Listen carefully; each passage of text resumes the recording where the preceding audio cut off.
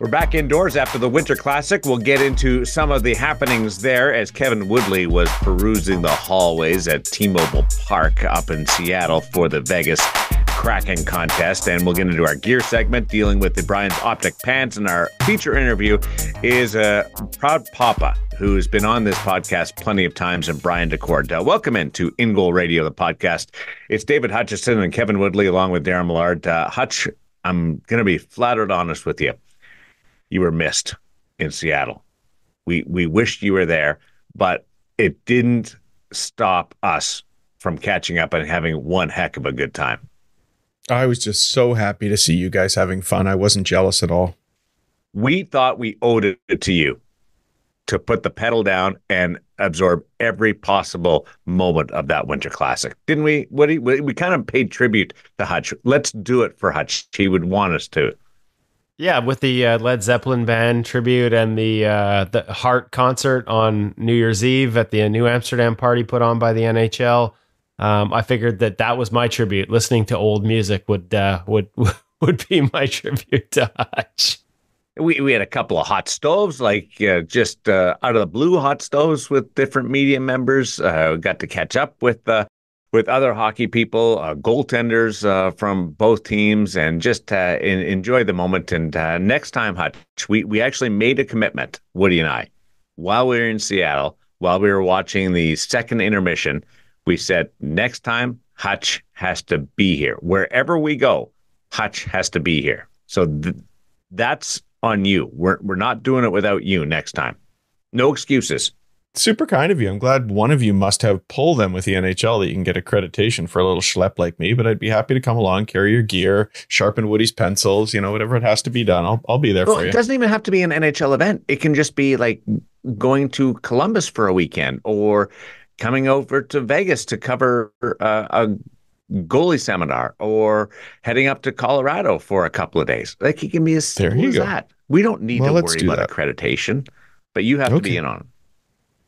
I'm there. All right. We got a fun gear segment today and our NHL Sense Arena feature interview with Brian Daccord coming up. But we acknowledge the record-breaking Marc-Andre Fleury. I don't know what's more impressive, getting to number 2 all-time in wins or cracking that 1,000-game barrier. Where is it on you? Because the win should be the obvious answer, but playing in 1,000 games is just unrelatable these days. Yeah, I don't know that we ever see anyone get there, right? Like, this is something we can kick around a little bit, but I wrote it a couple times for In Goal magazine and at the NHL. There's a great feature up. Quick, shameless plug for In Goal Premium. We had a chat with Fleury when he was in Vancouver, probably, I think it's like 10 days ahead of hitting 1,000, about the relationships he had growing up with Brodeur, with Patrick Roy, sort of his first idol growing up in Quebec, then going to the Francois Allaire goalie camps in the summer at the age of 13 and 14, learning the butterfly from the same guy that developed it, with Roy at the level that they used it. Roberto Luongo, the other member of the 1,000-game club, there on the ice with him at those camps as an instructor, as a guy who was a couple of years older. And then we got into some of the details, right? Like, We've got that modified stick paddle that he's using this year up on the site, the way his game has evolved. Like, there are so many things that have to go right, including health. And he looks like he's 25, by the way, to get to 1,000 games. Started his NHL career at 18. I remember talking to him when he came through town with the Penguins that year. The longevity, being on good teams to have a chance to both get to 1,000 games and especially the win mark. And then just constantly evolving and always having fun. So there's lots of, he told a great story about it where that having fun part comes from his dad in his first year at junior and maybe being a little lonely and thinking about wanting to come home. And his dad just saying to him, as soon as it's not fun anymore, you can come home. And so that story sort of ties in all the elements of Marc-Andre Fleury's journey to 1,000 games. And I thought he was really kind to share that much time with us. So it's all there on ingoalmag.com. To me, he might be the last one, to be honest. I've had the conversation with a couple of people in our game, and it's not even wishy-washy. it's an emphatic, he is the last one that will get to 1,000 games. And you start running through some of the active players who are closest, and you go down, and Jonathan Quick is 700 plus games. He's at the tail end of his career. He's not going to have 4 more seasons in the league. Sergei Bobrovsky, in around close to 700. He's got a long-term contract. He's there. There's not a lot of guys that are even halfway to 1,000. Yeah, it's pretty shocking. Pretty shocking, I think. For me, I know we talked about this a little earlier and we didn't look at the win numbers. I'd be curious how many guys can get to that win record, because not only do you have to have the longevity, but as Woody said, you have to play on a good team. I'll just take the other side, though, and say somebody's going to do it. Look, 4 times in NHL history is remarkably few times. So it would only make sense that there aren't many guys that can get within striking distance. For me, it's more remarkable that there were those 3 guys in sort of overlapping generations. Well, in a way, all 4 are overlapping that have done it. That's incredible. I think somebody's going to get there, guys, because we have greater access to sports science than we've ever had before. We've got higher level athletes than we've ever had before. Guys training from a young age. At least on the sports science wise, I guess we can be a little bit concerned about the beating that the body takes the way we're playing the game today, but I think we'll figure that one out as well.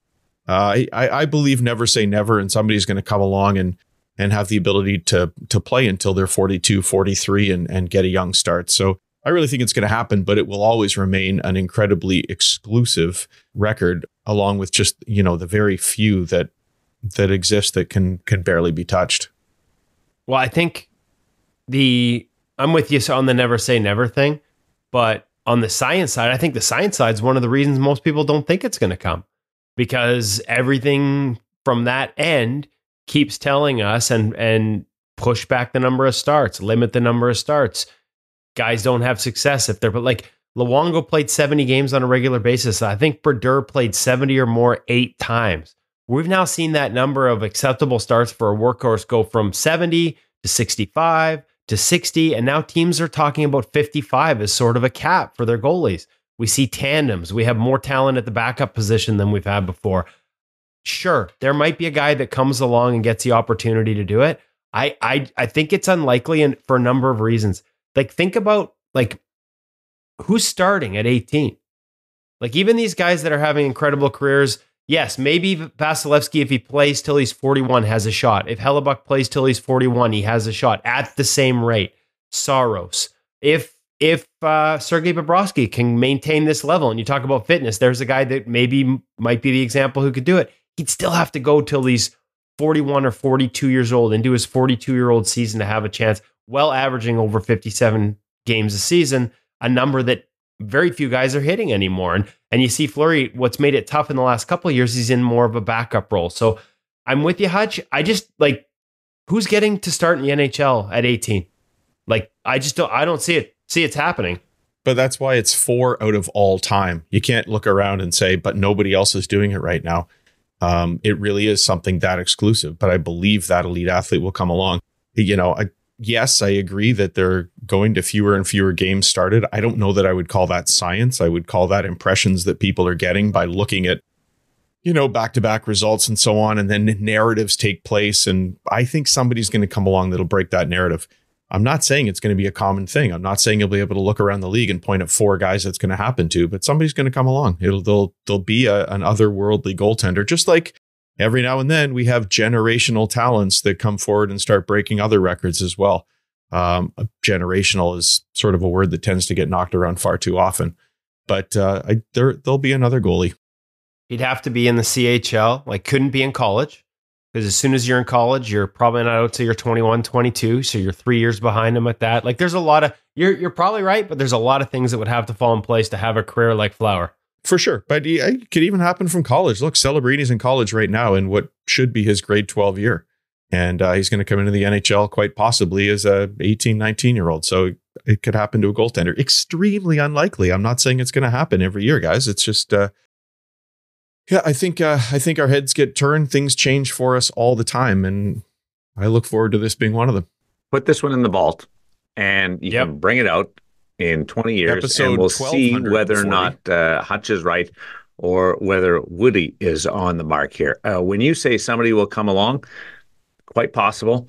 And I agree with you that somebody may come along because I don't think that person's been born yet. Like, I think we're that far into the future for things to turn before somebody gets an opportunity to play that many games in the National Hockey League at that young of age and that consistently. It's wild. And when you talk about the most unbreakable record, Glenn Hall, 502 straight games, like there's only a handful of guys that started, if they started Glenn Hall's streak right now, would reach 1,000 games if they followed through on that. That's how far away a lot of these active goaltenders are.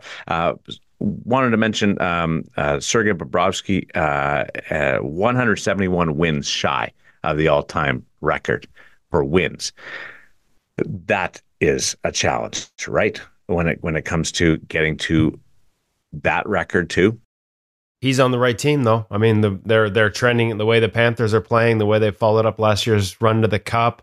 I think he's only got 2 years left on that contract, so he'd have to continue on beyond this. But if there is a guy who physically, like, ever since he changed the way he trains, and there's an article in the In-Goal archives about those changes that he made with the Finnish coach, he's been remarkably healthy. So to Hutch's point, here I am saying nobody does it, and Bob might have a shot at doing it himself. Yeah, he could get to 1,000. He could get to the wins record, but he would have to play really deep into his career. Connor Hellebuck might do it. As like Connor Hellebuck, it would take. There's a guy that plays more than anyone else. He's got a long-term contract too, right? He'd have to do it till he'd actually have to do it beyond that contract to get to that number. Wow. But that's incredible. Yeah, he'd have to go beyond that contract. You have to be into I think I calculated his age 39 or 40 season, and he would have to average 60 starts a year beyond that contract to have a shot to do it. But, now I'm starting to walk you back here. If anyone's doing it, generational talent. We got a guy with a Vezina who's starting to trend like he might win a second this year, behind a team that seems to suit him and is willing to let him play a ton. Yeah, and remarkably healthy the way he plays. So, yeah, there are guys on the list right now. So, Hutch, I'm leaning over to Hutch's side. I don't think it's won me over. I don't think it's a bad thing that we may not see it again. Just to hold those 4 guys in such high acclaim, I think that's a pretty cool honor. It's not, but look at some of the other records. If we look back to that sort of dead puck era where there was no scoring and hooking and holding, and if you'd looked at the game then, you might have said nobody will ever get anywhere close to Gretzky's goals scored record. And then the game evolves, and now we've got some people that at least can be seen as having a shot at that one. And I expect that the game will evolve. Yeah, we're trending towards guys starting 55, 60 games right now. Somebody's going to come along and decide that we can do things a little bit differently, and the pendulum will swing. You know what I do feel safe saying is not touchable? Like, we're talking about 1,000 games. Brodeur got to 1,260. Yeah, it's insane. That's insane. We talk about 551 wins and passing Patrick. Brodeur's at 691. Like, that's just madness. Yeah. I'm not going to say somebody's going to break that. First blush, is it a good thing that we're going to more of a tandem base in the National Hockey League and Professional Hockey League, which will filter down into junior and minor hockey? Is that a good thing, or do you wish there was more of a starter carry the ball mentality? Hutch. You can't develop sitting on the bench. So I think it's a good thing. I think it's the kind of thing that shows us that there's going to be some guys that will come up and succeed that might have never really had that chance. I feel like it's important. I feel like he's just setting up the feature interview here with Brian Daccord, because a lot of those elements are in there. Yeah, no, I guess so. I hadn't even thought of that, but everything Brian said resonated with me so well. So, yeah, I think it's important. Sure, you can argue that at the NHL being the ultimate level, that's finally the place that somebody should play 60, 70 games, and it's okay to have starter backup. I'm not even sure that's a good thing, because you just never know when the injury comes along and somebody has to be ready to take over. So, And that's the other part of this. We're seeing injuries with goalies at an unprecedented, I shouldn't say unprecedented, but sure feels like this is becoming an increasing problem around the league. Having an A and a B is not a bad thing. When you get into an A and an E, then things get tilted way out of whack, and it causes you great strain if something happens to the A guy. And I just like seeing different guys. I like seeing different goaltenders out there more often and being exposed to their skill set. So that's why I like it more than any other reason. Well, and you think about it, one of the reasons we're seeing this is because we lost an entire generation of pure elite A's in a very short period of time. Think of the names that have retired in the past number of years. I mean, a bunch of them are over my shoulder on the wall in the Olympic jerseys. Luongo, Price, Lundqvist. Guys that were, capable of playing 65 to 70 a year on a regular basis and being that elite. So the counterpoint to seeing all these goalies, and I'm with you, Darren, I like seeing all the different guys, but is the counterpoint, are we losing the superstars? Maybe. Like how much shorter is that list of, the Hellebucks? Even Saros, he's been a guy who's been on that stratosphere for the last couple of years, but hasn't played at the same level this year. Vasilevsky, obviously the first name that comes to mind, is a superstar goaltender in the NHL and coming off of back surgery now, and a save percentage below 900 on a team that doesn't play as well. And it's interesting. The game has shifted so much towards offense. How much has it shifted the way we regard goaltending and goaltending greatness and even goaltending statistics?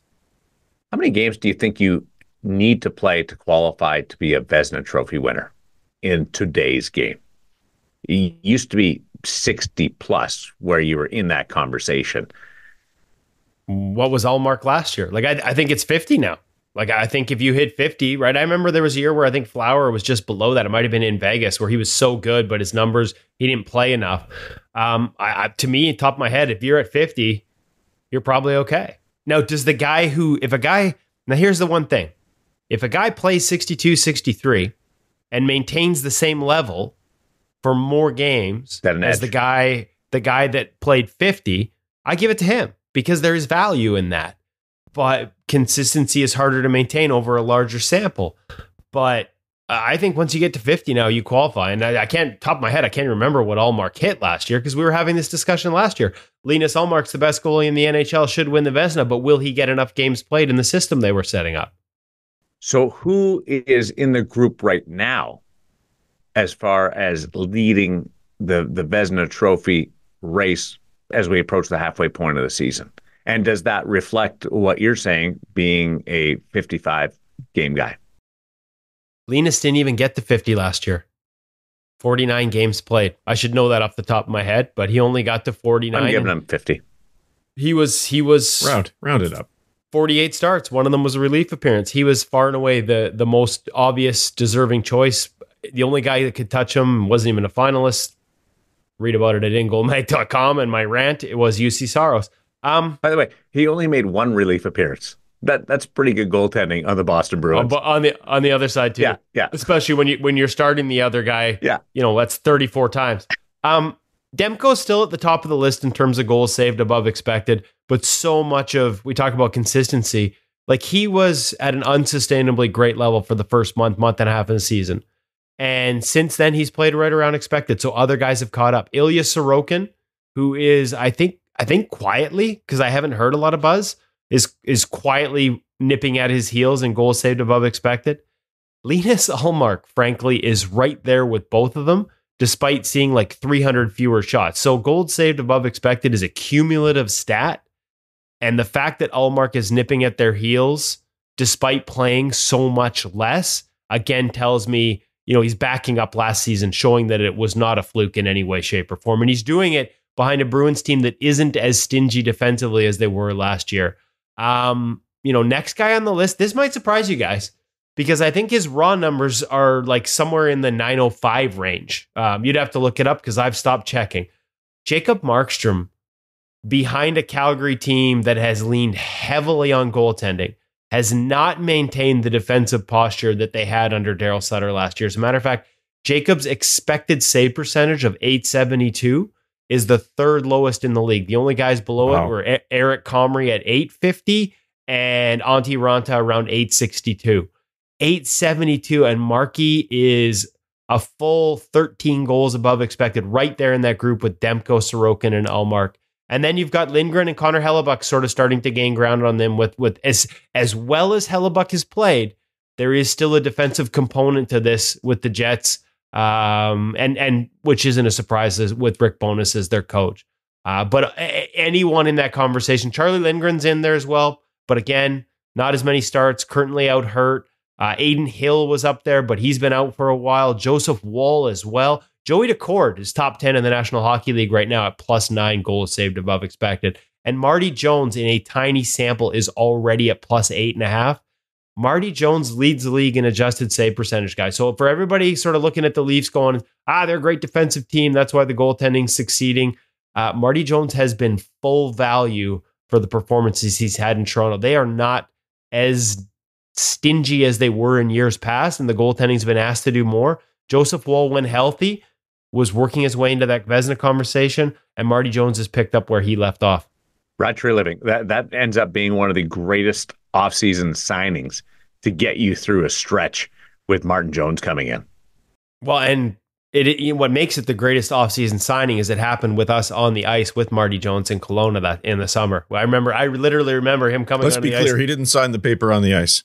No, but he coming on the ice right after signing the paper, and us sort of knowing this was coming a few days in advance and having to zip our lips because anything Leafs related, last thing you want to do is leak. So it was pretty cool to sort of be there. And hey, ingoalmag.com, go to the pro gear section, and Marty Jones that day walked us through the custom grip he uses because he's got bigger hands to sort of get a better feel for his stick. So if you're a goalie who has bigger hands, not something Hutch and I have to worry about, Marty Jones will show you how to tape your stick so that you can have a better grip and be one of the best goalies in the National Hockey League. You had the great custom grip scoop at the Winter Classic. You know what? Chris Dreger, after the practice day and the family skate on New Year's Eve, I just saw a stack of fresh Warrior twigs in his locker, and I saw that Bobrovsky slope shoulder, and then I saw the notch in it, and I'm like, hey, Dreger, you want to walk me through why this works? Fired up the iPhone video, and he was awesome. So explained it all, dropped in and sort of paddled down. Yeah, because he's like he asked you to tape it so he could talk it through instead of you asking him to talk it through. Future in-goal correspondent Chris Dreger. The beauty there is, if anything other than a Winter Classic environment, he had people waiting for him and everything, anything other than that environment, and his pads were sick. And, hey, listen, Joey Daccord's a great story. Chris Dreger not playing for over a year and a half because of the blown ACL, and then coming in and stopping 37 and 30 of 38 in his first start during this Seattle run is something I don't think we've heard enough about either. Like, that was a hell of a performance and well-deserved for a guy who has grinded to get back. But I swear, if that wasn't the Winter Classic, I would have told him, hey, like, you haven't taped these. Because he said to me, I haven't even had a chance to tape these up. And I was like, first thing that went through my mind was, let's go around the corner and tape these up. Show me how you do it. So we'll save that for a future episode. But I love those. I'm starting to really, so many unique little twists on the grips that goalies at the NHL use. And I love that so many guys have been so willing. We've got a bunch of those recently. Fleury and Carter Hart with the unique sort of puck marks on the pat or the blade. So lots of that stuff at ingoalmag.com. Does Dreger order those manufactured that way, or does he doctor them after he gets the sticks? Well, obviously we talk about the slope shoulder. That's a Bob thing. He ordered them like Bob, but then he was cutting the notch out himself, and Warrior said, no, like, just show us how you want it and we'll do it. And so now he gets them delivered that way. It's funny because I see that and I'm like, man, that's a spec slope shoulder with a notch that I think lot of goalies would love to try. The hard part, if you're a company like Warrior, is like, they've built that mold, but it'll just be in his, I think it'll just be in his length, his lie, his blade curve. So if everybody wants it in those exact specs, no problem. But if you want variations on it, that's where it becomes a lot more complicated, other than ordering your own custom stick. And I got to actually hit up Kirk Allen from Warrior and double check to see that they have a full custom program at the retail level. I know obviously Bauer does. We know that CCM is going to have theirs coming back out again soon. I'm not 100% sure on Warrior, but I wouldn't be surprised. I wonder if you could order Dreger's model. I would.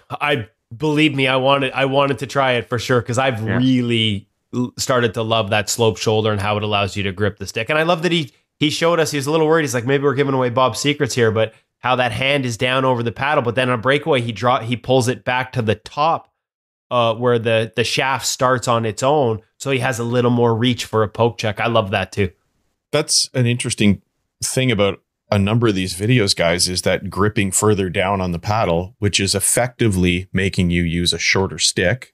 The only way to do it in the old days would be to order a shorter paddle. I think as we talk, we consider it sort of something that everybody already knows and understands, that people are going to shorter sticks. And then I work with even junior goalies at a high level now. They don't know it. They're all excited when they can get a 27-inch paddle and have a longer stick and cover more area.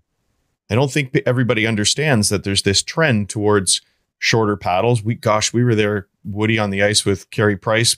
It's probably 5 years ago now. He was trying different size paddles, trying to see if he could get comfortable with a shorter paddle. And the reasoning for that being, we make all our stick saves while we're in the butterfly. I still saw a bunch of people leaving comments on the In Goal Instagram over the break as I was filtering through our comments, mystified why somebody would have their stick off the ice when they're standing. And we can debate that one all day. I still know goalie coaches who teach it, who are excellent goalie coaches. Speaking of Connor Hellebuck, having his stick off the ice when he's standing. The whole point being, we want to size that stick so that we can make a stick save while we're in a butterfly. If you have that perfect length paddle, that long 27-incher, if you're a young guy trying to go out there and get a long paddle, it'll look good when you're in your stance and doing skating drills and everything. But then you go down to the butterfly to make a stick save and everything's going to be messed up. If you want to have that paddle the blade where you'd like it to be, well, then you end up opening up big holes under your arms in order to do that. And there's a lot of reasons for exploring a shorter paddle. And that's effectively what these guys are doing, obviously, with twists that give them a whole lot of other advantages as well. Well, it's interesting because I asked, if you watch the video, and folks, again, ingoalmag.com, if you're a premium subscriber, you can watch me with Chris Dreger sit down and go over his paddle. I asked him if it was because Bob likes it because it allows him to square that blocker up so nicely. Mm-hmm. But Chris's answer was the first game he tried it, it was how that gripping down on the stick allowed him to seal in the butterfly better and not give up holes under the arm. That was the reason he switched to it. I'm also wondering, do you need a different lie angle? Remember lies back in the day? Mm-hmm, mm-hmm. Do you need a different lie angle if you go to a shorter stick to try and push it outside the pad a little bit because the blocker comes down lower? Well, and the blocker's lower than the pad's there. And that's what I just correcting myself because we've done so many of these lately. Yeah. For Dreger, it wasn't under the arm. It was the way the stick lied on the ice. Like he liked the way it lay on the ice and helped close the 5-hole when he was down in the butterfly. That was part of the reason above sort of the arm. So Flurry was the arm. Flurry was gripping down on that modified grip allowed him to have the stick closer and seal better in his butterfly. And your elbows, right? Your elbows to your body. Yeah. And he actually, for folks that haven't seen that video, make sure you go check it out because Flower actually drops into the butterfly in the hallway on the way back to the locker room to demonstrate for us. It's awesome. So here's one for you. When Minnesota played a game in Calgary, it was either Calgary or Detroit. I don't want to say one or the other because I'm not sure. They were honoring Mike Vernon for going into the Hockey Hall of Fame. And Marc-Andre Fleury made a point of going out before the ceremony into the hallway and making sure he could connect with Mike Vernon and congratulate Bernie on being named and inducted into the Hall of Fame. And then he was backing up that night, went back into the room and joined his teammates. I thought that was a really cool thing and an awareness of Marc-Andre Fleury about what's going on in the building and obviously with Mike Vernon and the great honor that he received. And Bernie turned around and said, he had his blazer on. He said, "You're going to get one of these in a couple of years anyway. So enjoy it." But just to bring it full circle. I remember that. It was in Calgary. It was great. It was really neat. I love that type of awareness. And know he's not playing, so he's got that opportunity. But it was fun to see from Marc-Andre Fleury. Are we through the goalie drama? Are we on our way out of the goalie drama around the league with all the injuries and performance issues, or is this going to be something that's going to stretch into the back half and the 3-quarter mark? What do you think? I think it's going to stretch out. We've still got a couple teams hanging on to 3 guys because they know they're going to be able to extract a little bit more when teams are looking. We haven't hit the trade deadline when everybody's feeling desperate, thinking about what the future holds. Injuries will always happen. Isn't it really, in many ways, one of the most exciting years we've seen for goalie drama? Yeah. And one of the first years we've seen where teams holding a third guy in a way holds the cards in a trade market. I think we're just getting started, aren't we? Yeah, Columbus isn't even in the race. They're carrying 3 guys because they know if they waive somebody, they're going to lose Spencer Martin. And yet they also Montreal have Jet Greaves sitting there as their number 4 in Columbus, who, when he's gotten the opportunities up here, has played fantastic. And yet through all this, and I get it, because the raw numbers are what the raw numbers are, but I was surprised, I will admit, to see Eric Comrie clear waivers when Buffalo decided they didn't want to have a 3-goalie situation anymore, only because I have access to Clearsight Analytics, and I saw that he had an .850 expected save percentage, which is so low.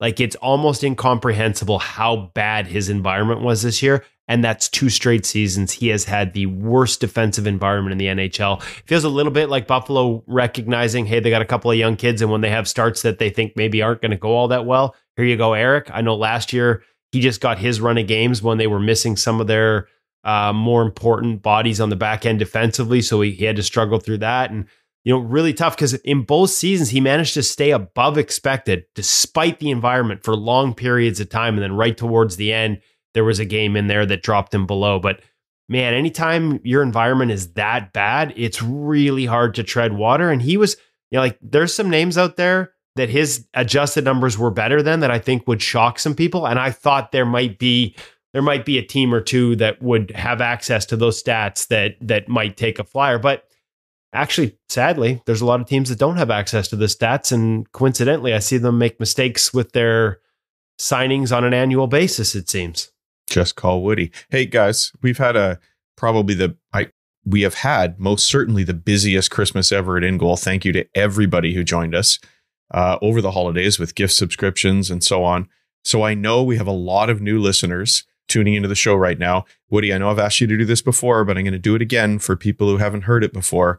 I think that term expected save percentage might throw a few people. They might be thinking, we're expecting Eric Comrie to have an .850 save percentage. That doesn't sound very good. What's going on there? Based on the quality of shots that he's seen using 34 different points of data, and they're the only company that use traffic and screens, cross ice passes, all the things that we know as goaltenders make our life more difficult, or in the case of a clear-sighted shot down the wing into the gut, a lot easier. They weigh the value of every shot and create an expected save percentage, what the league average would be based on the types of shots a goalie sees. And based on the types of shots Eric Comrie saw this season in Buffalo, a league average goaltender would have an .850 save percentage. And it just occurred to me that with our guest this week, Brian Daccord, moms and dads, you don't have access to Clearsight Analytics for your kids. I sure wish we did. But Brian Daccord and his company have SIG Stop at Goaltending Game Day, an app you can get on the App Store, subscribe to, and you can actually track your goaltenders. Whether you're a goalie coach, I've used it at the junior level, and I've shared it with the head coach to give him some perspective on how his goaltenders are performing. It lets you do kind of what Clearsight is doing. Not as many points of data, little bit of a simpler model, but still a very interesting one. And I think it's really interesting for coaches, for parents, for goaltenders to go through the exercise, because it puts a lot in perspective. You can walk away with a shutout thinking you've, conquered the world, but maybe it wasn't the toughest game. It's okay to know that and see that. You can give up 6 and go through this and realize, wow, that was actually an average game I had, or maybe even a little bit better than average, just based on the context of the game. And then finally, as a person tracking the game, it gives you a lot of insight, because sometimes you look at something and maybe Brian's app said, ooh, that was a grade A, and you realize that maybe it wasn't necessarily, or his app might say that that wasn't a grade A, and you know that there was something a little bit more challenging about it. So it gives you a really interesting look at it. Kind of reminds me, Woody, I know you're a huge ball fan. I remember as a kid, sometimes I would go to Jays games and I'd get the scorecard and I'd actually score the game myself. And that just gives you so much more insight into what's happening, makes it a much more entertaining experience. So on those lines, stop at Goaltending's Game Day app. It's context, right? Like at the end of the day, you can't just look at raw numbers, because quite often, especially most people say like from one team to the next in terms of how they defend, comparing raw save percentage is apples to oranges. Sometimes it's stupid. Raw save percentage is the dumbest stat out there. I'm going to say it. I hate it. Don't talk about it. I was that way with goals against average for years, and raw save percentage has pretty much become the new goals against average. There's just not enough context to it. It's absurd. Sometimes it exists within the same team because of the starts you get. And hey, listen, part of it's the job. The backup gets the second end of the back-to-back when the team's not fresh and not defending. It might be against the defending Stanley Cup champions and they're on a 10-game run. Or, so opponents, how the team plays in front of you, it can vary widely from team to team. Comrie's a great example.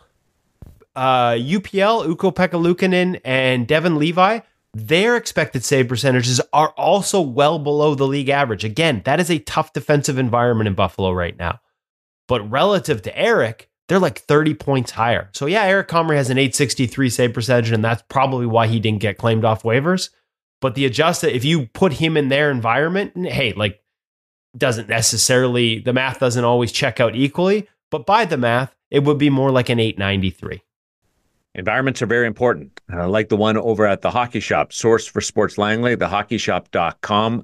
They are coming out into the new year just banging with all kinds of opportunities and exposure and information if you want to upgrade your just availability to goaltending product. Yes, they have everything, and a lot of it's on sale. So we're sort of into that window now. And still, like, the unique part of post-pandemic is there's still new product coming in semi-regularly. We've talked about all the new stuff from Brian's. We've got another new product here that, isn't brand new, but still relatively new, and we haven't had a chance to go through it. The Brian's Optik pants, which we'll get to in a minute with Cam. But everything that isn't brand new, everything that's a generation, or this is the period where they need to clear space. Because as much as I'm in awe every time I go into the Hockey Shop and off into the corner on the left where Cam and the goalies hang out, and like goalie utopia and how big it is, and floor to ceiling pads and chest protectors and every accessory you could imagine, even danglers for Darren, everything they have there's a bunch more coming in the spring. That's when the new products launch from most of the major manufacturers, and that means they have to create space. So make sure, if you don't live here in person and you can't check them out live in Langley, go to thehockeyshop.com. Check out all the sale merchandise. There are deals to be had early in the new year as they try and create even more space for a lot of new product that's coming in the spring. It's oftentimes the best time of year to shop. Make sure you check them out for all your bargains. And any questions, hit them up over the phone or by email, because his entire staff plays the position, knows the position, and will help you do it better by getting gear that fits not just your size, but your game. You can spend 2 hours, conservatively, 2 hours, just going through the sticks, just up and down, and not even really dialing in, just trying out all the different patterns and manufacturers. There are so many different, it's a great point, Darren. Like, actually, talking to Dreger and talking to all these custom things, like, there are so many options. We aren't quite to the point where everybody has a custom flex point, from goalie to goalie based on how they handle the puck or how they prefer to shoot it. But there are so many options within each line that you pretty much can. Like, hey, I want a low kick point, a mid kick point, a high kick point, like a shooter. You just choose a different model within sort of that line from each different company. There's never been more options at a time when passing the puck and moving the puck and setting the puck up has never been more important. There's never been more options for goalies, and Cam can walk you through what works best for you. And they've got the shooting room that you can give it a shot and figure out whether you like a high or a low kick point when it's moving the puck. This week's the gear segment with Cam over at the Hockey Shop, source for Sports Langley, thehockeyshop.com, focusing in on the Brian's Optik pants, Woody. Yep. You know what? Didn't know much about them. We haven't done a lot of gear testing with Brian's over the last couple of years. Maybe something we need to rectify, especially now that Cam's walking around the shop calling himself iconic. So let's get into the pants. I think we saw the chest protector monstrous last week. The pants are a perfect complement to the Optik 3 chest, the Optik 3 pants. Let's let Cam explain the rest.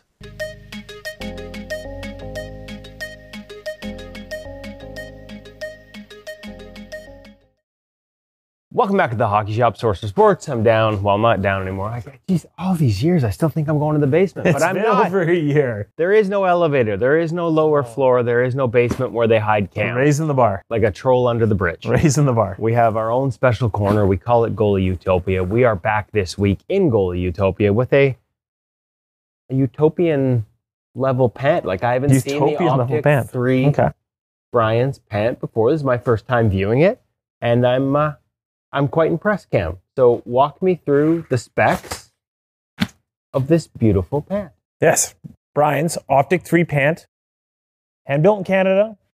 Very nice call it all the way to start. The quality, it just feels like a genuine, and you get the Primo on the front here, and the high wear areas, there's just a richness to it. You're already even talking about some of the features. You're calling it out with looking at it. It's great though. That's good. I don't know what I'm talking about. That's why you're here. But these things, awesome. It's because they jump out at me, and I know how high wear that Primo is. So Cam, I'm sorry. That richness, the floor is yours. The richness of the pant itself is clearly what's standing out to Kevin. So, nice airlet liner on the inside, breathable fabric. It's going to help keep the pant nice and cool while it's on you. Is it all does it always red? It doesn't have to be because you can order custom, but yes, the red nice pop. It stands out. I kind of like it. You know what, like old hot rod guys would like that. They like the red interiors on their old cars. It's got that feel to it. Again, not just because it's sort of the holiday season or a little past the holiday season. It's not a Santa Claus pant. There's a richness. So moving on to the inside of the pant too as well, we do see that internal belt that wraps all the way, removable as well if you don't want it. Or if you play in a league where it's illegal. I guess that's only the NHL, and these are definitely not NHL legal pants. No, you can definitely see that from the overall 5 barrels themselves as being a wide, flat, squared off thigh. So, and I'm going to be honest here. Unless you're playing in the NHL, why the hell would you want a rounded thigh barrel? Exactly. Lots of extra coverage, baby, and this one's got it. Lots of extra coverage. Easy snap clip belts up in the front in terms of for adjustment. Quite like these two as well. Really easy to get set up and get tightened up to your overall fit. Nice high waist for the pant as well, so you're able to tuck into your chest integration very easily. Cam's a big fan of the high-waisted pants. Yes, for tucking in. Because I'm a big fan of tucking in. You are a big fan of tucking in. I'm kind of picturing like Urkel right now. Funny guy. Hey, pants up to splice it in, Hutch. Psh. So, your segmented overall hip pads, angled as well, still grading good flexibility for the pant, but offering that good coverage and protection, especially in that lower area. I liked how you showed the flexibility. You do a lot of this when you're in goal? Yeah, splits. I believe it when I see it. That extra flexibility. So, Kevin called it out too. Primo in the high wear areas of the pant as well. So, again, an added durability feature. This is going to be a nice, long-lasting, durable, protective, quality-built pant from Brian's. You can check it out at thehockeyshop.com. I got one last question. What's that? First, give them the number. 604-589-8299 or 1-800-567-7790. For all your fashion advice, or if you want to know the question I have, so you say tuck in, how's it work for an untuck? Just as well, too. That's all about how tight you can pull that waist around with having it wrapped around. Because of the segmentation here, you're still allowing flexibility forward. So we've had the chesty. Does it fit well with this? Like you tuck, untuck, you're liking it? Yeah. Put it on? 100%. Nice. Okay. Got any questions? Hit them up. Cam and his crew here at the Hockey Shop, thehockeyshop.com. One last time with the number. 604-589-8299 or 1-800-567-7790. The latter one is important because Brian's, well made in Canada, will cross the border. Sure will. You can ship to the States.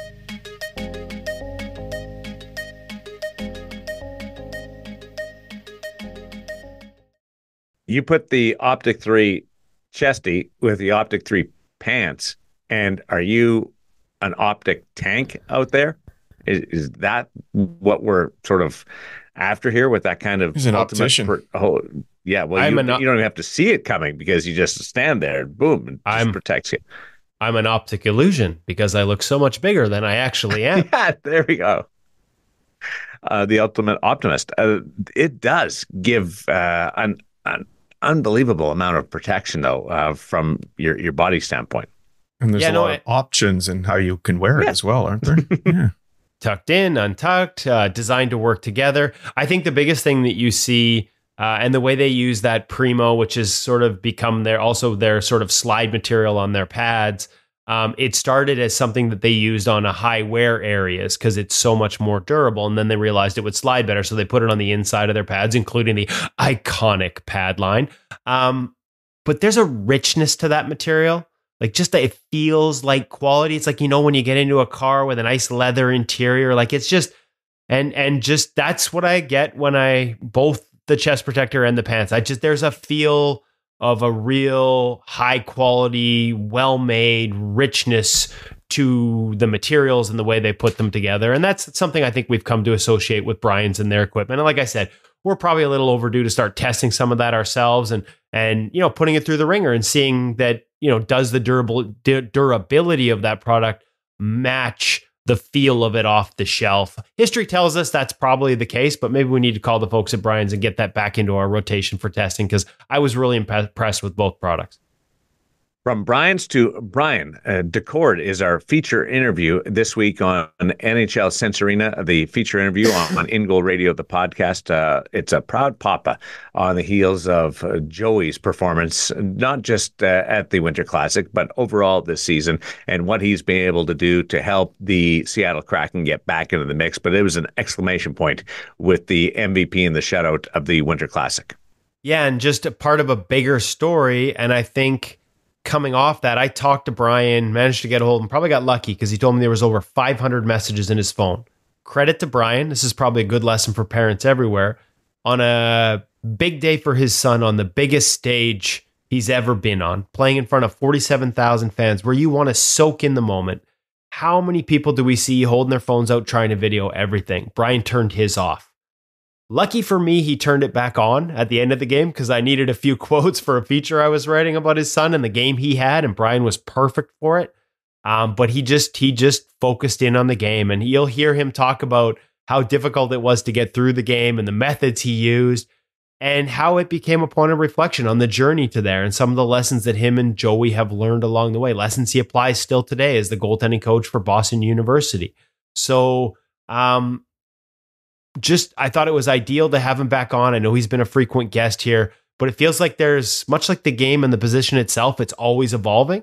And the takeaways that Brian comes up with, that's how you get to be a coach with the level of success he's had, both first with the Boston Bruins and then as the Arizona Coyotes director of goaltending department, all these different things. Like you're constantly evolving, and he had fresh takeaways coming off of Joey's big game at the Winter Classic, but also the run he's on right now. And how he's able to sort of maintain himself through that run, including something that goes against what Brian would have in his book about even keel. So there's tons of great stuff in here in our interview with Brian Daccord. And it's a great relationship with Brian Daccord and NHL Sense Arena Hutch and what's happening with the VR world.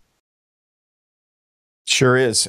We just continue to hear about Sense Arena fitting in at higher and higher levels of the game. Woody's recounted the story of Joey Daccord before, the fact that he has used it before games, during games, in between periods.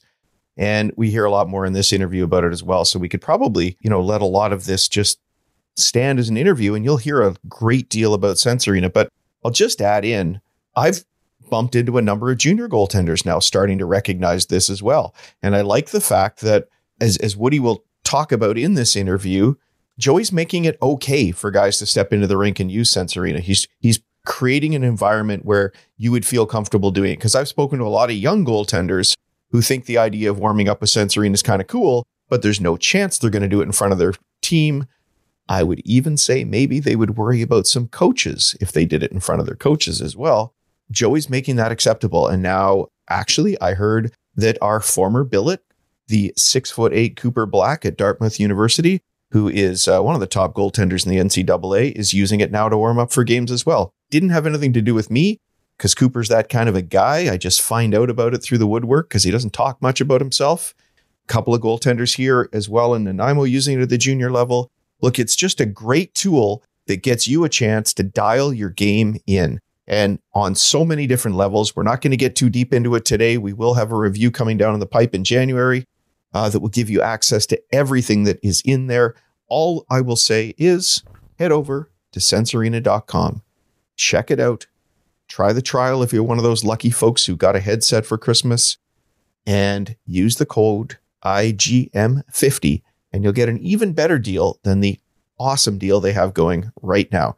Check it out. But more importantly, listen to Brian Daccord and listen to what Joey Daccord is doing in the National Hockey League with Sense Arena. Perfect segue to our NHL Sense Arena feature interview on In Goal Radio, the podcast.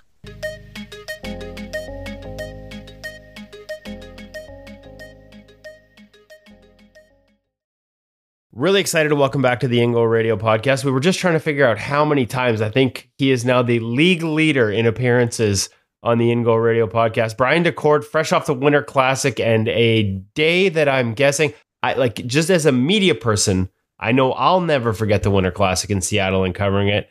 As a dad watching his son shine on that stage and get the first ever Winter Classic shutout, I'm guessing you're not going to forget that one for a while either, Brian. No, absolutely not. First off, thanks for having me.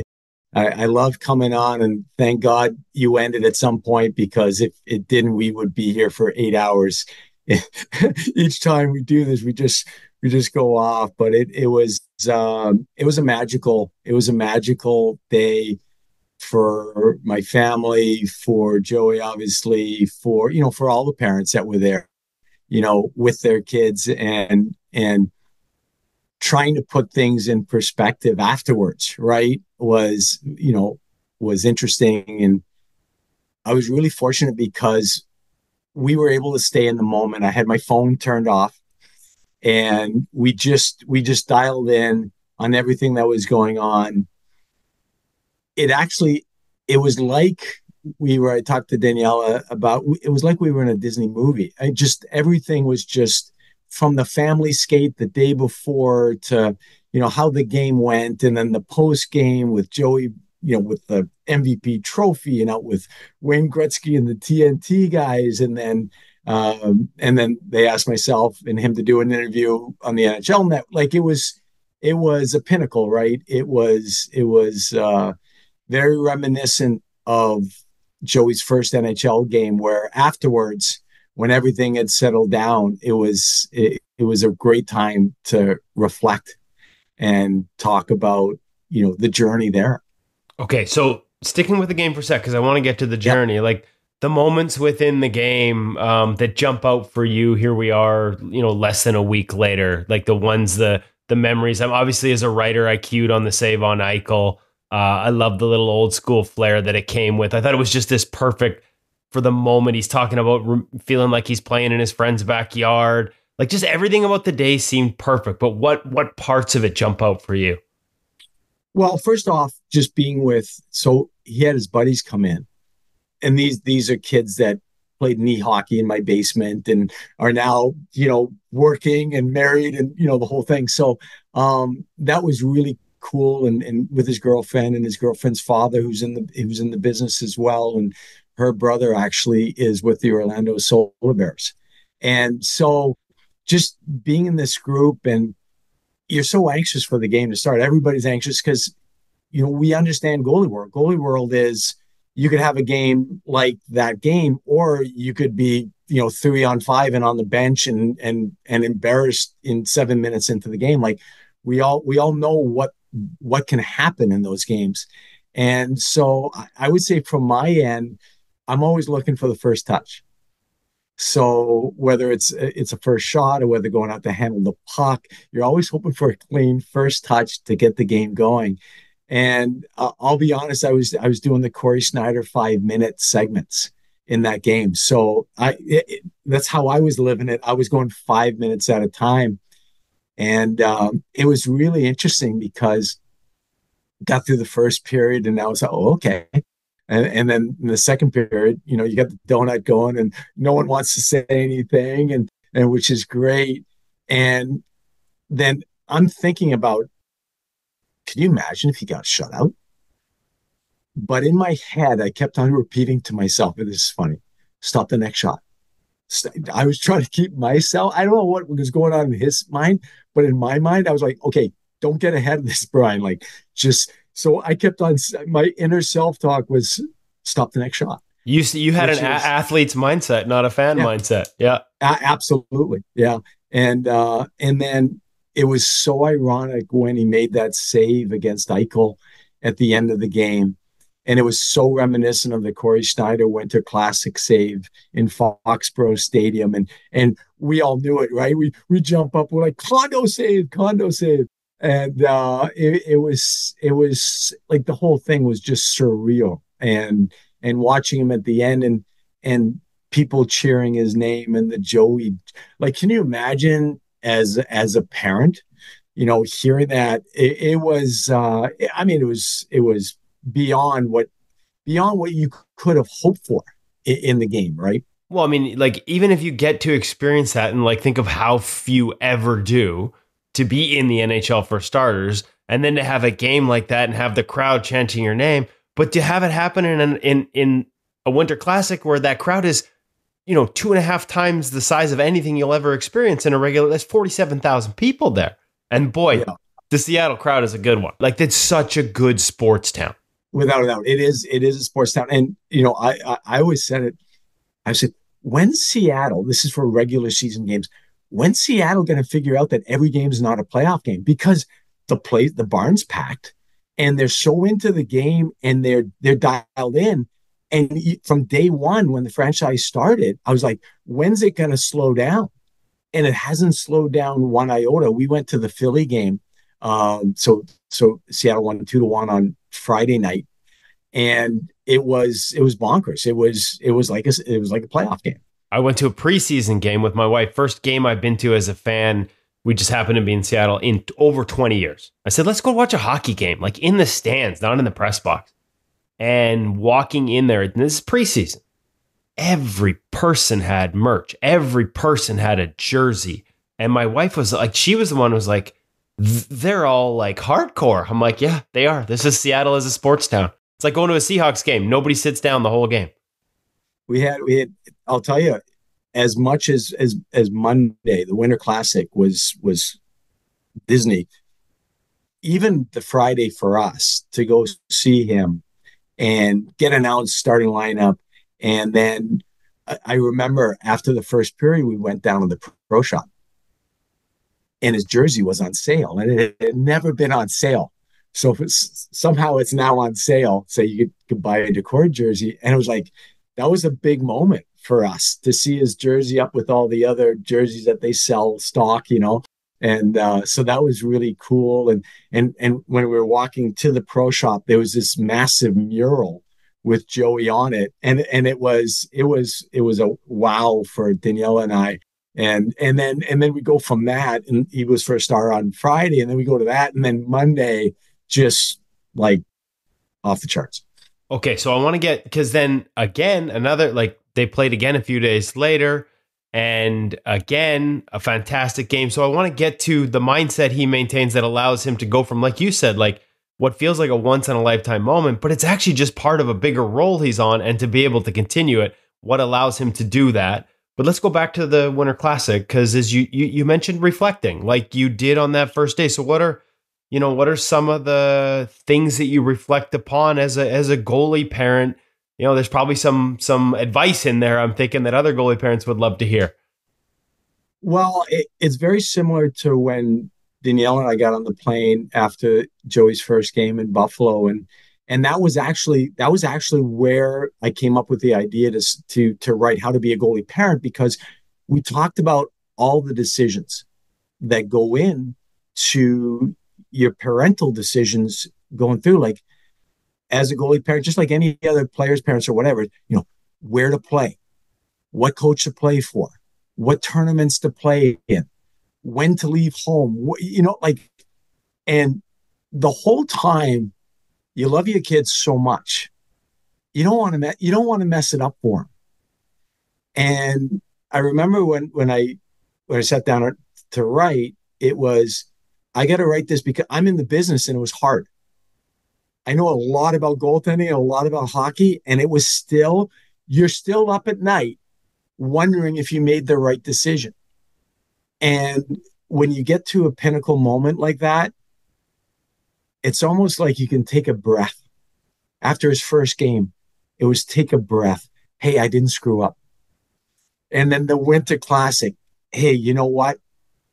Taking the stairs and not the elevator. Joey never took the elevator. So taking the stairs and not the elevator. And he ends up with that priceless, unbelievable day. And it helped kind of, in my mind, maybe justify, or I don't know if it was a sense of relief or justification, that all those decisions and my mindset during all the development years, has allowed him to get to this point. So it was pretty rewarding personally as well. Rewarding or relief, I'm not sure, but to think back on our mindset, and I put my flag in the ground a couple of times on development, and it's worked out to this point.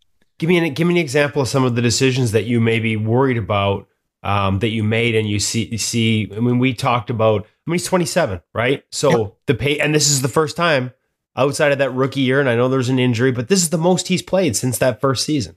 Without a doubt, in the NHL. In the NHL, and he's grinded his way up, and so I'll go through some of them for me, which a lot of people aren't going to agree with, but this is how I think as a parent and as a goalie guy. Joey was never the only goalie on his team.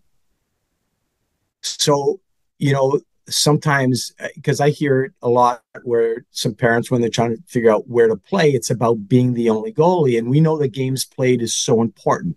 And so that's great if you're the only goalie. There's nothing wrong with being the only goalie. But sitting right beside me at the Winter Classic was his goalie partner from Might. That was his goalie partner all the way through.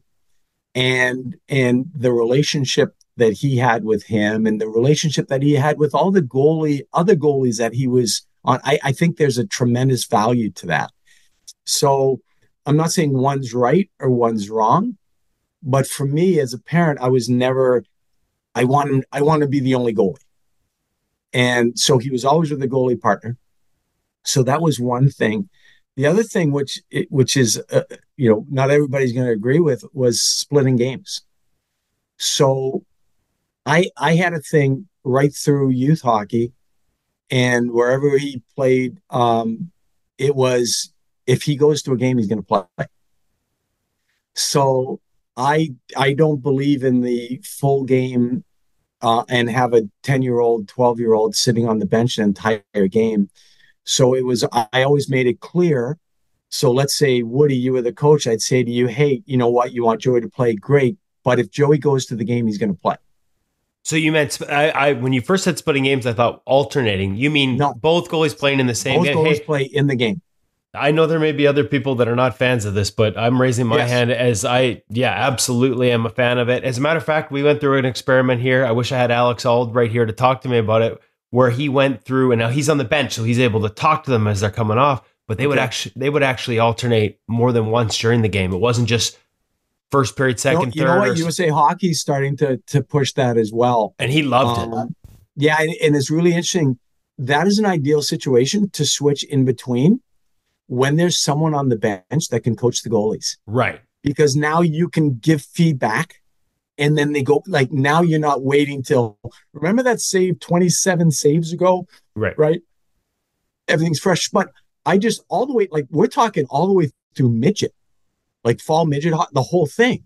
I was like, it's split games or he's not going. And if you want to play in the whole game, that's fine. It's up to you. But at the end of the day, like, that was the deal. And I remember a couple of times, I had two coaches that really didn't agree with me whatsoever. They're like, it's better for the goalies. Brian, you don't understand. It's better for the goalies to play full games. That's what they're going to get in high school, blah, blah, blah. And I said, okay, here, I'll make a deal with you. Your son plays on the team too. if he plays every other game, my son will play every other game too. And he's like, well, that's impossible. I'm like, that won't work. I'm like, well, there you go. Like, do you want to bring your son to every other game and he's not going to play? Like, does that it's youth hockey. It's development, it's sport. So that was a big deal for us. Another one that I felt strongly about was we didn't jump.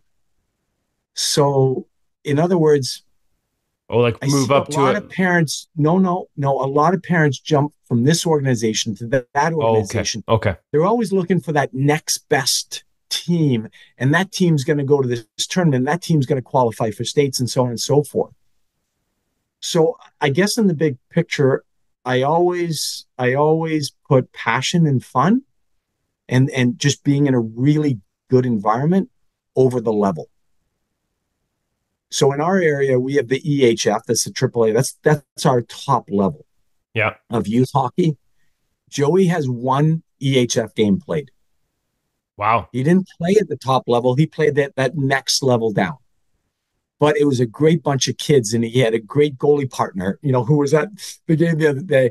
And it was just a great environment. And the thing that I really learned from that is that it's so hard to be a goalie, that when you hit those hard times, that you have to have had that joy and that fun and that passion built up when you were a kid to be able to push through the hard times. And so in my mind, I prioritized the environment over the level. Even moving into high school, I remember he went to high school and he played for our North Andover high school team, which is our local Division II public high school. Okay. Now, a lot of the better players he had played with were off to prep schools and they were going to the big names and everything like that. The problem was going to prep school, chances of playing at that level as a freshman were very hard. Maybe a very good freshman or sophomore player can get shifts, but a goalie sitting on the bench or playing JV. So he played for his local town team and a high school team, played 2 years. So then he went to Cushing Academy, which is a powerhouse, right? He repeated sophomore year. Now, when he played his first game at Cushing, he had 48 high school games played. So he was playing his first game at Cushing Academy as a sophomore. He had 48 games in his back pocket. To me, that's putting him in a situation to succeed. So it wasn't a rush. It wasn't, he's got to go to a big name school or academy or something like that. It was, no, he's got to play and develop and be in a good environment. And I've always felt, going back to taking the stairs as opposed to taking the elevator, when you take the elevator, you miss out on experiences and you miss out on growing and getting to a level that you're dominant, that you're very good, that your self-esteem, I'm good. And now you're ready to go to the next one, as opposed to going to that next level and not being sure. So I think there's a value to that, so that you're not, so many parents that I talk with, there's such a rush to get to that top level. And if you're there, that's awesome. That's perfect. But for me, you don't have to be there. As long as you're playing at a competitive level, that's great. You can't obviously be at a very low level, but as long as you're playing at a competitive level, then I think it works in your favor, because you can be a key player, you can be an important player, you can be a player the guys rely on. And then when you've conquered that level, then you go to the next one. Then you go to your next stair. And there seems to be such a rush. Some people want to get ahead so fast. I think there's a value to it. And like I said, this isn't the only way. There are guys that zoom up because they're ready and they're mature and they can do it. But I think for a lot of kids, they just need that time to grow and continue to develop on a pace. And I think Joey's been an example of that guy that, is as each level has gone and taken his time, even at, let's say, college, right? Start off and And it was a tough year, that freshman year going to ASU, a new program, and they got to hand it to them many nights. And then the next year they started getting better, and then they started believing. And then that third year they go to the national championship tournament. So I think that all the lessons, let's say that I went into ASU and that journey there, and then start again in the American Hockey League and start to East Coast League, and jumping from there to the American Hockey League and then growing. It's the same pattern, right? It's the same building of confidence and learning from those experiences. More calluses because there's adversity at each level. Yes, what you're referring to is, with Joey, we always had a thing when there's adversity, and there's always adversity. And that's where you go back to the passion, right? And the fun, if you love it so much. But every time there's adversity, Joey, and we would always say, hey, more calluses. More calluses. You have to have those thick calluses to be able to keep on going. And there's a performance coach, and Meg Popovic, and she taught me about emotional endurance. And I'll never forget this. I use it all the time, and it's a big part of Joey's life. Emotional endurance is you're playing in the American Hockey League, and you go to practice one day, and the stall beside you is the other goalie, and guess what? He just got called up to the NHL. And he went from making $75,000 to $750,000 that day. And he's going to have a chance to live his dream. How are you going to practice that day? Okay. So now take another scenario. Now you walk in the locker room. It's the middle of the season. Your best friend just got sent down to the East Coast League. How are you going to practice that day? Are you going to be able to practice at the same level with the same intensity and the same purpose, regardless of what's happening in the environment around you?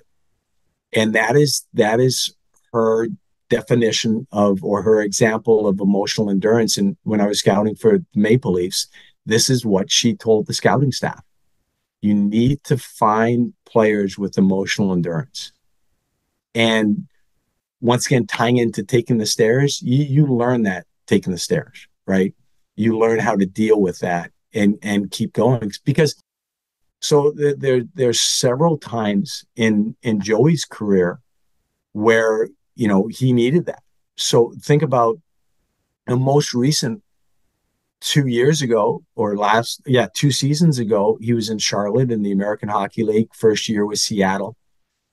I think he put up a .924. It was the second best save percentage. Troy Grosnick had a .930. He was out of his mind in Providence. But so the second best save percentage. His team was, when he took over full time there, because he was up and down a lot because of some injuries, but when he took over full time, they were in 6th place. They ended up in 1st place, winning the division. And he had this great year, and then, all of a sudden, Chris goes to the Worlds and, has a knee injury, and now a spot opens up Seattle. 26 years old, has a great year, a career year in the American Hockey League, and Seattle signs Martin Jones for $2 million. Right? Yep. Your mindset, I'm assuming, like, without having asked him, of course you're going to assume that spot's probably for you, and then boom, gone. You are. You're going to assume that, right? You're the goalie. You're the next goalie in line. Yep. And a spot opens up, and you're thinking, there we go, and Martin Jones. And you can take that 2 ways, right? You can be like, hey, I'm getting screwed here. This is not fair. Or you can go, okay, here we go. And this is what we talk about all the time, the Kobe Bryant. You have practice the next day. So, Joey's heard me say this to the kids that I've worked with for years. When the coach tells you to play, you play. When the coach tells you to sit on the bench, you sit on the bench. If the coach tells you to sit in the stands, you sit in the stands. But be ready to practice the next day. That's all. Just be ready to. So no matter how that goes, whether you're the starter, you're the third guy, as long as you have that emotional endurance to bring it the next day, then hopefully things are going to end up going your way, you know? I love it. I love it. This year and the opportunity he's getting now gets to the Calder Cup final last year, has another great season, gets an opportunity to play this year with Philip Grubauer. Grubauer gets hurt. Joey goes in. He's on this role. The Winter Classic is a part of it. Yeah. Just everything. This is just all part of everything that's built through all those other periods. As opposed to, like, it's like the test you're ready for, right? We always talk about, you're not stressed about a test if you've taken it, or if you've taken a test, if you've done the work to get there. Right. I'm guessing as this opportunity comes, he's just ready because of all those other tests he's taken and all the other preparation. And so in this time, game ends and now you sit the next day and you start reflecting. I've thought a lot about opportunity. And, one of the things that we talk about all the time is that it isn't always just one opportunity. Typically we see, it feels that way, right? I remember when Joey was 17, he tried out for the U.S. development camp. And he was in Massachusetts here. He was the number 1 ranked goalie in all the tryouts leading up to the All-Star game. And lost the All-Star game. And they decided that the goalie that he lost to should go to the national camp. We had 1 spot from our district. And he didn't go. And at the time, you think about, well, that's his opportunity. His opportunity. You go to USA development camp. Every college in the country is there. It's a tremendous opportunity. So when that happens, you think, oh, what now? Right. Martin Jones. Oh, what now? Is he ever going to play? That kind of thing. And then when you get in hindsight and you go, that was probably one of the greatest things that happened to him, not getting picked, right? Because that really makes you more callous, harder. And if you get up and go to practice the next day, you win, right? And when Seattle signs Martin Jones, which was, as we know, a fantastic decision, he played great. He won a ton of games. It allowed Joey to get a ton of games and get on in hindsight, what a great decision. At the time, are you going to blow it out of perspective? And are you going to think, oh, poor me, and this isn't fair, or, oh, this is the end, or I'm not going to get a chance? I work with Andrew Raycroft, and I know Razor very well. And one of the things that Razor talks about all the time is that you just got to survive. You just got to stick around. You have to just keep on going. Those opportunities come, and you just got to keep on. And then those setbacks, that adversity, growing those calluses, that's what you're going to lean on. I remember Scotty Darling's first game. He actually texted me today. Scotty Darling's first game in Chicago. And here's his first game in the NHL in Chicago, his hometown. Okay, can you imagine that? He's got 30 family and friends there. But guess what?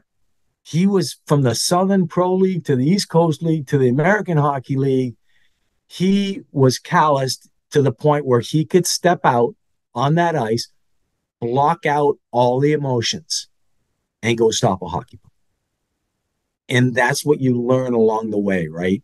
You learn how to do that, be able to block out everything else that's going on and just do your job. And you think about the Winter Classic. It was really interesting, go a little bit back on that, in Joey's mindset was, he knew he was really prepared. Mikey Condon gave him some tips. And he said, time is on your side. Goes, don't worry about time. And Joey went in there knowing that everything was going to be off and everything was going to take longer. And it was funny because Mike even told him, said, get some high shots in practice, get flips in, learn, get some work on your spatial awareness. And he said, slow the game down. Said, just settle it down and just be ready for a long day. And so it was so funny because I thought about when Joey hopped on the ice. So they did the national anthem and he hops on the ice. The guys that were carrying the flag and the whole thing, they're in the way. I saw that. He's got to go and he's got to cut. And when that happened, I was like, there it is. That's exactly it. Nothing's going to be the same. Everything's going to be a little bit different. And he talked about it after the game that he was really happy that he was mentally prepared for everything to be a little bit longer, a little bit different. And so, thanks to Mikey Condon and the goalie fraternity for helping out on that. Oh, I love that. Yeah, I mean, it's definitely a little bit different when you're making your entry to Sir Mix-a-Lot and there's flying fish going over top of your head as you walk out onto the ice. It was spectacular. But I guess as a creature of habit, as a goalie, when you've got you're trying to prepare a certain way, and if you weren't prepared for that, like if you just went in there thinking, hey, this is just like everybody says, oh, just treat it like another game, you can't. Because you have no, you can't. You get the dinner the night before, the family skate. You have distractions all over you have to be experienced and prepared and know how to flip the switch, right? Like we talk about it all the time, like knowing how to flip the switch and learning what is your cue, what is your trigger, what allows you to, wherever it is, it could be the national anthem. You could be a guy that you walk through the doors of that rink and you flip the switch. Or you wait for the national anthem, and when they start singing the national anthem, that's when you flip the switch. So everybody has a different, but you have to learn that, right? So you have that whole weekend building up. You have us staying at Joey's house. And his girlfriend's parents staying at the house and all his friends. Like, you have all these distractions to deal with. That's a big part of being a goalie and being able to say, guess what? Game time. Nothing else matters. Then you have a game like that. Yeah. Words that he used, magical. Even I was asked to write a feature for NHL and didn't get the ability to ask my question in the press conference area. So as he walked back to the room, I just pulled up beside him and said, hey, just walk and talk, and asked a few questions. He was so focused in the moment that when I tried to pull it out big picture to the run, like he just couldn't go there, which was totally fine. I realized that afterwards. I'm like, oh yeah, he's everything was about this moment.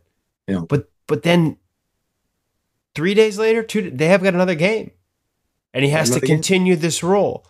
Walk us through the tools he's developed to sort of be able to go from a high like that. Like you said, the whole team. Think about the whole team. Right. The whole team. Think everybody's got family. Everybody's got friends. That's a circus, right? Not everybody had the Cocoa Cup with Wayne Gretzky afterwards, though. You know what I mean? Like, but you're right. To go from that to the next game and still be able to maintain that focus. Yeah, you got to be able to do that. Now, this is funny. This is a point of contention with Joey and me. So I'm going to share you in a little bit. So in my book, I talk about being even keel a goalie. Don't get too high. Don't get too low. You got to stay there. You can't. And whenever he hears me saying stuff like that, he calls bullcrap. He says, no way. The lows are so hard for a goalie. It's so mentally challenging when you hit those lows, when you let the boys down, when you let the team down, when you get pulled, when you don't win, when you get lit up. Those lows are so bad. When there's a high, I'm going to enjoy it.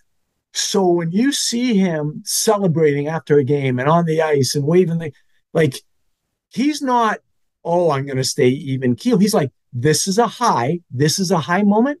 I'm enjoying this moment. I'm having fun, and I'm going to love it and be in that moment. Because he says it hurts so bad when you're in the other ones. why shouldn't you enjoy it? Because so if you think about like a scale, right?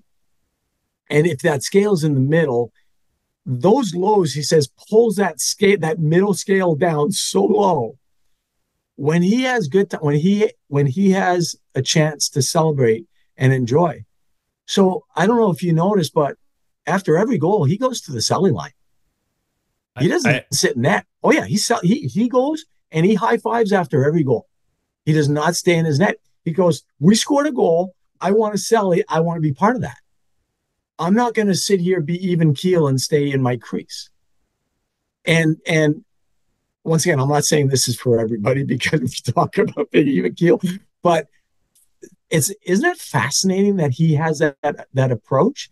And that's why he lets himself get excited. He lets himself hoot and holler after a win with the boys. He doesn't try to be that guy in the middle. He'll be there because he knows how hard it is on him when things don't go well. And we know things can go the other way. And there's a sincerity about it. That all makes sense now hearing that, because when he eats the fish as the first star or second, whatever, whatever star he is, he gets out there. It's not, you can tell that it's not put on. There's nothing insincere about it. And so if you have a sincerity to how you do things, right, your teammates are going to appreciate that. And he'll go up and give Bowie a massive hug at center ice, and I'll be honest, that is no different than 5'10". Whenever he grew up, he's always been larger than life when it comes to that. He loves that stuff. He loves the celly. I'll go back to sitting in the office that I'm in now, and I'm watching a video from the Lincoln Stars in the USHL. And Joey's I'm getting emotional thinking about this because it was right here. So I'm scouting, I'm watching a kid, and Joey's a little guy. And the Lincoln Stars had a light show where they turned off all the lights and they had the Stars logo and the lights going off, and the guys came on. And he goes, I want to play in that league. He loves that stuff, right?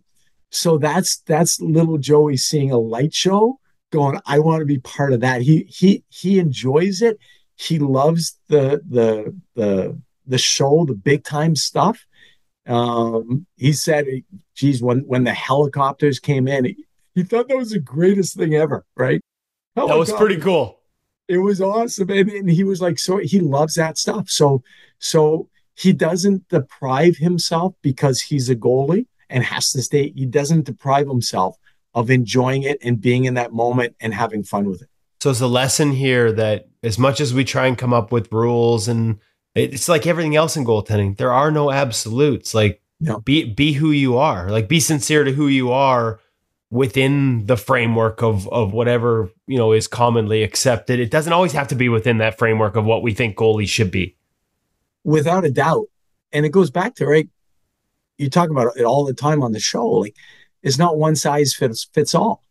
Right. There's not one way to play, one way to be. That's just him.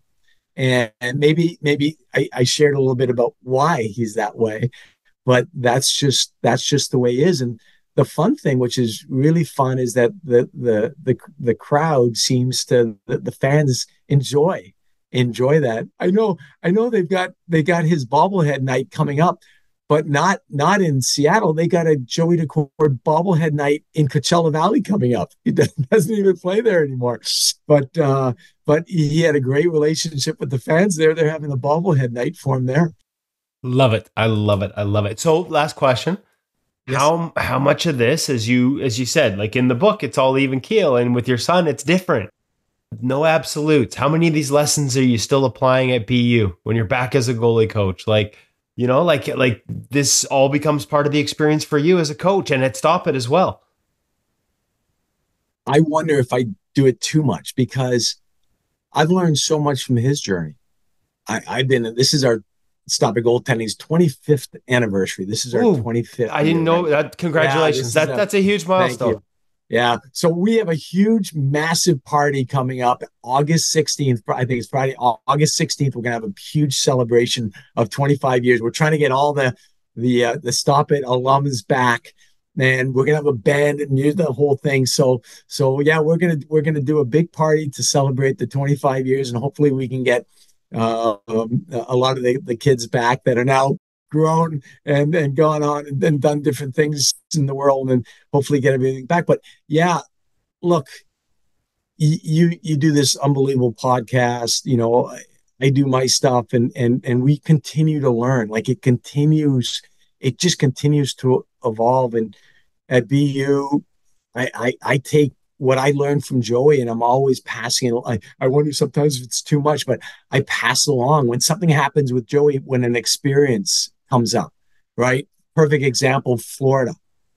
When things weren't going well, Florida, 2-2 game, 3 minutes left, a puck in the glass. He goes behind the net to play it. It hits the stanchion, bounces out front, open net, and lose 3-2. Absolutely. Let's go, guys. We got to learn from this. We don't go out to play pucks in the glass. Like, so there's always things that I'm pulling. And as much as I've learned in my career as a scout and a director and a goalie coach for the Bruins, I'm always learning. And his journey, I'll tell you what his journey's taught me that I didn't understand from all the guys that I've had that have played in the NHL. Until you're a parent and get to see it every day, it's so freaking hard. The grind that these guys, every other night, they're going, the travel, the practice, the media, just trying to keep your body physically in a physical shape to go out and perform in front of 18,000 people and TV like every other night. Like I can't now I'm experiencing as a parent, like firsthand, what a starting goalie, because he's been a starting goalie here for a while because of Gruby's injury. But now I get to see, I'm like, oh my God, here we go. It's halfway through the season. I'm exhausted. It's a lot. It's a lot. Yeah. Funny thing is, they're practicing today in Seattle, and I thought about going down there and grabbing 10 minutes with him so we could add this to yours. And I realized one of the things that went through my head was, man, he's probably getting requests from all over the country after the Winter Classic. Like he's probably been on every show and everything. And there's my goalie parent. Even though I'm not the parent moment, I'm like, I'm not adding to that today. We're just gonna grab Dad today because I'm not adding to Joey's workload today. Well, I appreciate it. As you know, I'm a big listener. I love the podcast. I think what you guys do for goaltending is off the charts. It's fantastic. And we talk about learning. I learn from every single one of your podcasts. I learn. And I've been at this 25 years at the highest level of goalie coaching. And I get something out of every one of those interviews. I love it. I look forward to them all the time. Okay, so I got one last one because you're a listener, so you know one last one actually meant two. Because this interview is being brought to us by Sense. I also know that you're going to get tripped for going too long. I know, but this interview was brought to you by Sense Arena, so I didn't ask. Like, I mean, Joey's become a poster boy for it. He told me about using it in between periods. As you talk about the stress and the need for rest, like, are you applying it at BU? Is that something you use there? Like, we've seen this grow. You know, Joey told me he wasn't, like, when you first brought it home, this isn't Joey Daccord using Sense Arena in the NHL because his dad was a part of helping develop it and a part of their group that, you know, that sort of continues to evolve it. He didn't have any interest at the beginning. He looked at it like a game or something kids would do. And it was ironic. So he was in Coachella Valley and they didn't have a morning skate. They're like, okay, well, what am I going to do? You know what? I'll break out the Sense Arena box and I'll put the headset on and I'll give myself a little workout. And he did that. So what do you think happened that night? Oh, I know what happened that night. Right? So he gets a shutout that night and he's like, boy, like I felt good. I didn't have a morning skate. I felt fresh. I felt I was seeing the puck well. And then he started building. And then it was, all right, any option, if he had the option not to go last year on a morning skate, he would not go. He would just do the Sense Arena. And then, let's say for home games, he would put the Sense Arena on at home and get a few minutes before he went in. And then that went to, it being a staple at the rink to this year where Winter Classic, he did 17 drills 2 hours before the game. Because there's no morning skate that day, of course, because it's a 1 o'clock start or noon start. Yeah, I wondered about that, and now I got to ask him now, because I think Sense Arena actually had the Winter Classic environment built in before the puck drop. Like, you could actually go be at T-Mobile Park where the Mariners play and do drills out there. So I'm going to have to find out whether he actually did it in 17 drills. So that would be 17 sets, let's say. Yeah. So he did 17 before 2 hours before the Winter Classic. And now it's at the point where, so in the preseason, when Gruby would start and Joey would come in relief, he would do the Sense Arena, do virtual reality in between periods. Right. That's so awesome. It's almost at the point now. Now you have that period. You have that period where you get like 2 or 3 shots and you got nothing to do. Yep. Now you can go in between periods, put the headset on, get yourself going again, and then get back on the ice. It's really incredible. And it to me, the beauty of it is it has zero to do. I could not sell him on Sense Arena. You know what I mean? Like, it wasn't me saying, "Hey, Joey, I'm involved with this now, and I want you to do this, and it'd be helpful for Sense Arena." This is 100%. And I'll tell you what, there was a shot in the first period, and it was a D-to-D pass and a shot through like 3 different bodies that he caught. And Bush picked up on it because Bush's angle was down at ice level. And he goes, "Wow." He goes, "That was a hard save. That was a hard puck to find." And what Joey talks about in the car on the way home, he talked about that save in Sense Arena. He goes, "When I have a save like that, I'm thinking, I don't know if I make that save without Sense Arena," because he loves doing the screens. So there's an option where you can add screen work. And he puts himself in a situation where he's only getting glimpses of pucks. And now you get a split second to see a puck and then make a save. So you don't get the full path of the puck. And he practices this all the time. And now when in a game, when he just catches a glimpse and he's able to make a save, he's like, there we go, Sense Arena paying off. I love it. Is that cool? That's so good. It is, like you said, the reason I wanted to ask is because I knew this wasn't him using it because Dad pushed him on it. I know that he came to it very organically, and now he's, and the other part is, I remember when they came through Vancouver the first time this year, as they were packing up their bags at the end of the game, post game, I'm in the locker room doing my interviews, and I glance over to the goalie corner because we're talking to Eberle, and I glance over to the goalie corner, and Joey's finishing packing up his bag, and he's just putting the Sense Arena kit into the top of the bag, the same carrying case that every kid has that buys Sense Arena and gets the full kit, that Pelican box, and I'm like, there it is. He's normalizing it for the kids that see it as a tool, but are embarrassed to take it to the rink because it's not now normal. If you go to Coachella Valley, like even Seattle, they have it. Like, that's just it's now part of every day. This is what you do. And you talk about like the BU and so we had one of our goaltenders, Mathieu Caron, and so he went home for Christmas break. And there was like, for us, we were off for 3 weeks. And I specifically gave him a 3-week plan, 15 minutes a day. I can't tell you what aspect of his game we were working on. That's fair. But there was one aspect of the game where I wanted to change. And I said, here's a window, and I know what you can do. And he worked on this 15 minutes a day for 3 weeks to come back. Now we start second semester here. And now I was able to get stuff done for my goalie virtually. It's the coolest thing ever. Well, and the beauty is it's 15 minutes a day with no stress. You're not going to the rink. You're not having to stretch out before you do it. No gear to put on. I think the applications were just scratching the surface. And like I said, it's nice. It's nice to see Joey normalize it for a lot of people. And Joey will tell you, like, this is, when you interview him the next time, he'll go, I can't comprehend or understand why every goalie doesn't have one. Like that, in it, he values it so much as part of his development and routine.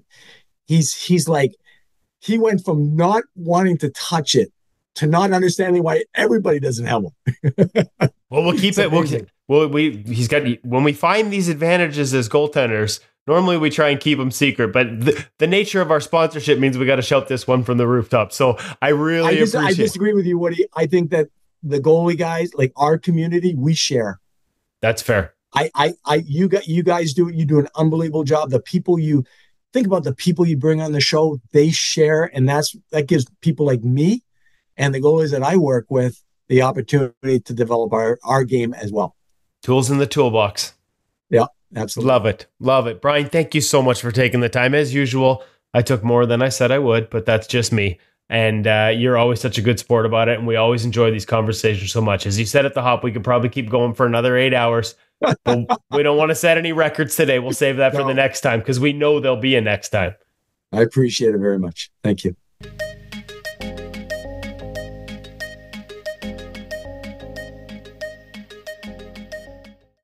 The parent content, Hutch. As a goalie dad, you must have loved that. I have a sheet right in front of me here with all the notes I was taking, all the things I got excited about, because as we're editing the interview and working it through, I get excited. I don't want to forget the things that Brian is saying because I don't have the world's best memory. Woody will tell you. Just that line, he took the stairs, not the elevator. It took me a little while to figure out what he was talking about. And then it came through. Like, parents, it's okay to take the stairs. The only thing I would add, Brian, is the stairs don't always go up. Sometimes they go down before you go back up. It's a roller coaster ride. Having that game as an opportunity to take a breath as he was deciding if he'd done the right thing for his son along the way. To see that there's a parent of a goaltender succeeding at the National Hockey League level, feeling the same things I felt when my son was in Adam and Pee Wee. There was just so many things in there that resonated with me. I just loved every minute of it, and we need to have more. I got to be honest, when he first said taking the stairs instead of the elevator, because we were still sort of talking about the Winter Classic, I thought to myself, I thought he meant like at the ballpark at T-Mobile Arena where the Mariners play, because I was thinking to myself, was there an elevator involved in them getting to or did they what? And so it took me a little while. And then I wondered if it was a life lesson about being fit. You always take the stairs, not the elevator. It took me a while to realize. We're not that bright, Hutch. No, we're not. I'm optimistic, though, that we'll figure it out. So it's just about the journey, right? Yes. It's about not being in a rush to get to the next levels. You don't have to bypass the steps. Yeah, and to understand that it's okay if that journey isn't the same as everybody else's. I talk all the time about everybody has a different path, and my path might lead off into the woods and not to the National Hockey League, but everybody has a different path to get to becoming the best goaltender they can become. And, talking about the fact that Joey never played at that top AAA level as he was growing up and then didn't rush into one of the top high school programs. Things don't have to be like everybody else. In fact, I say this all the time. If you want to be like everybody else, then sure, go do what everybody else does. But I think you probably want to be exceptional. So maybe we want to look at doing things a little bit differently, and that's okay. For me, all roads lead to beer league. I got a t-shirt for it, so it must be true. The issue with the elevator is even if you take it, it doesn't always come on time, and you get impatient and you start pressing the button over and over again. So at times the stairs are a great option. We actually have a rink here in the Vancouver area at Richmond Oval. We're one of the very cool for the Olympics. And so there is an elevator or stairs decision. And I got to say, as much as I appreciate Brian's analogy about taking the stairs in full goalie gear, especially on the way down after you're fatigued from a game, I would highly recommend the elevator, because I may have tried the stairs once and almost ended up ass over tea kettle. You guys ever had to take stairs at a minor hockey rink when you're growing up? Neepawa, Manitoba, home of Shane Knighty. They have a big set of stairs going down to the ice, and then you got to climb them up after the practice or after the period. Do you guys ever have to take stairs? Mm-hmm.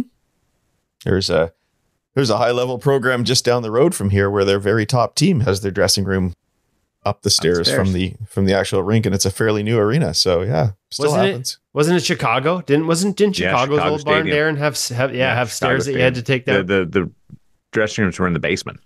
And so there would have been stairs involved at the Winter Classic too, right? Yep. Because we were in that sort of lounge area, and there's sort of a walk up. You take stairs up the dugout. Yeah. So you got to go down to the dugout and then up out of the dugout. See, up and down. There you go. and it works out just fine. Guys, great to be back with you, having some fun on In Goal Radio, the podcast. Hutch, we're holding true. No more road trips without you, which we hope there's a road trip in the future. Like, we hope you just don't stop all of our road trips. I was going to say, we better pick out something really good then. Yeah.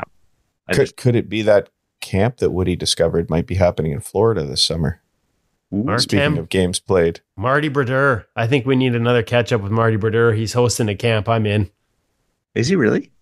Yes, he is. In Florida this summer. And a couple in New Jersey, I think. One in Florida and 2 in Jersey. I'm picking Florida every time. You put me in the same room as Marty Brodeur, I'll go anywhere. I'm not going to get picky like you two. That's a fair point. And for anybody else who would like to be in the same room as the three of us and Marty Brodeur for an hour, 2019 draft, we did get to spend an hour in a hotel lobby talking goaltending with Marty Brodeur. Make sure you go find that in the archives. Check out that episode. I might force Hutch to put this in the show notes now, a little link to the Brodeur episode, because we could do that. Epic. Hey, if we went to the New Jersey one, we could take up our good buddy Bernie Perront on that fishing trip. Yes. All coming together right now. There you go. It is. I love a plan. Bernie, get the poles ready. We're coming. I gotta go. I gotta start packing shorts, some zinc. I'll get the bait when I get there. It's In Goal Radio, the podcast presented by The Hockey Shop, source for sports Langley, thehockeyshop.com. Thanks for being with us. We'll talk to you next week.